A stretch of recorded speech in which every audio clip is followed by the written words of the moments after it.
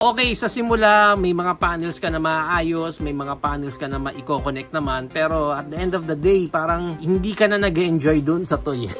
Pag magta-transform kayo, itong Ironhide na to, parang stress pa yung makukuha mo imbis na mag-enjoy ka. Tulad ng ibang Bayway natin, hindi nakakatulong yung kanilang manual, lalo lang gumugulo yung buhay. So, ibang mga Bayway, hindi rin maganda experience pag transform sila, pero at least sa kanilang robot mode, pwede ko nang pagtiisan yung robot mode kasi mas maidi-display ko sila ng maayos. Pero from this, parang sa paa ko lang siya pwedeng mai-articulate or mai-posing ng maayos. Pero pagdating dito sa kamay, wala eh. Parang dito lang talaga sa likod gagalaw yung kamay niya. Dilipad-lipad na lang siyang ganyan.